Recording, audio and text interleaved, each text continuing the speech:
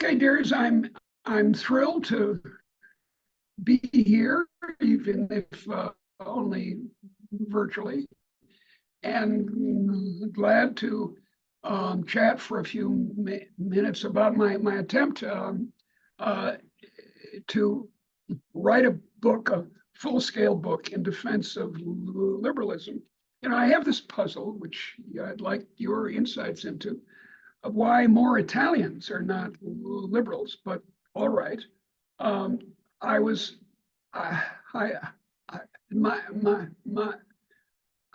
I was arguing explicitly against an American Catholic political philosopher named Patrick Deneen, who had written a book very successful in the United States called Why Liberalism Fails.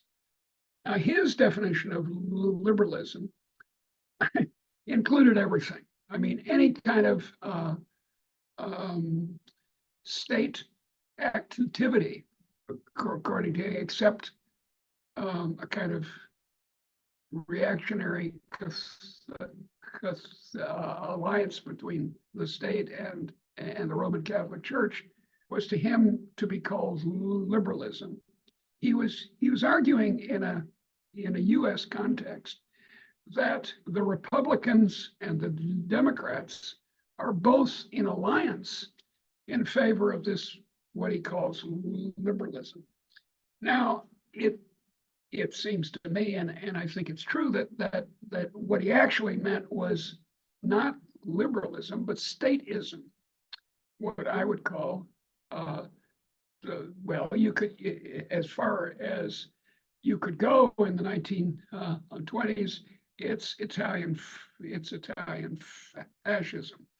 It's the state is our friend, and nothing outside the state and everything in the state, and so on and so forth. And in a mild form, that's what your state, Governo Ladro, and mine, and the Swedish state, and the Russian state, and the Turkish state, and the, I don't know, the Japanese and Indian state, they're all enthusiastic advocates of general will, what Rousseau called the general will. And I think this notion of the general will, which is at the basis of both European left-ish thought and European right-wing thought, is a nonsense, is a very bad idea. This idea that you and I should be subordinated, I mean endlessly subordinated over and over and over again for everything, to an alleged general will, is definitely illiberal. Liberalism is equality of permission. It's egalitarian. Adam Smith, the great Adam Smith, I always cross myself when I mention Adam Smith, was an egalitarian. He was against slavery all his life. But his equality was equality of permission, of allowing people to buy where they want to buy, whether foreign suppliers or Scottish suppliers, allowing people to enter occupations. He was against guilds, for example, allowing people to move. He was extremely hostile to the so-called laws of settlement in England, specifically, not so much in Scotland. So he was a liberal in that sense. Whereas after a brief period in the early 19th and mid 19th century, in which the liberal idea prospered in your country and mine, and especially in England, there was the development of so-called new liberalism, which is now the standard floating around in the minds of our friends on both the left and the right, as Deneen argues, both the Democrats and the Republicans in the United States, the idea of equality of opportunity. And of course, our friends on the left, as I once was, our socialist and communist friends, they want equality of outcome. Think of it in terms of a race, of a foot race. The equality of outcome, which is the socialist ideal, is, when applied to an economy, I think we can all agree, a terrible idea. In its extreme form, it's supposed to be true of a place like North Korea. Of course, it isn't actually, but it's supposed to be. And it results in a completely non-functioning economy.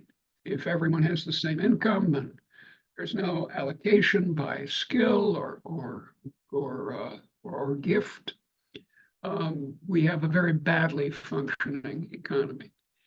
How about equality of opportunity, that we start at the same starting line in the race, in this foot race? Well, the trouble with that is that equality of opportunity is essentially impossible. I mean, I'm not against you and I being taxed to support elementary education for the poor and that sort of thing, but I think that equality of opportunity is impractical. There are many people here who are much smarter than I am. How are we going to make it so that we're starting at the same starting line? Let's see, let's drive nails into your head until you forget your English. Just as I don't know Italian, you would then not know English, and we would be equal. You know, the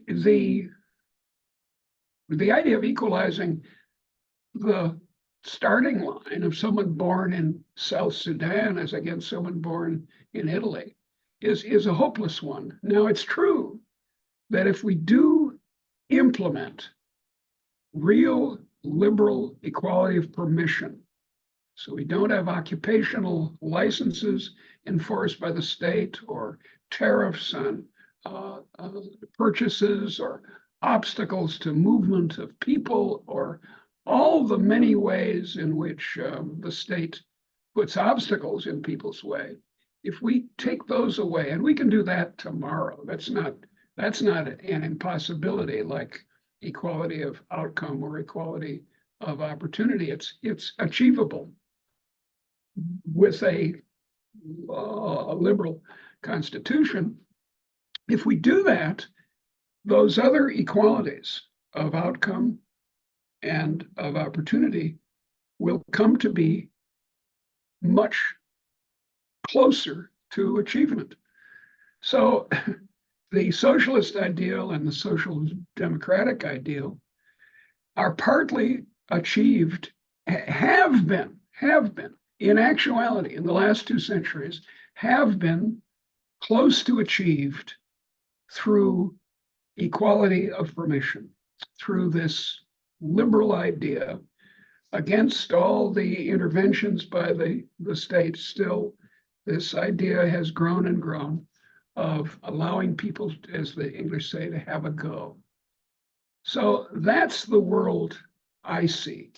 It's the world that Adam Smith and John Stuart Mill and Voltaire saw the beginnings of in the 18th and 19th centuries, and that we can achieve and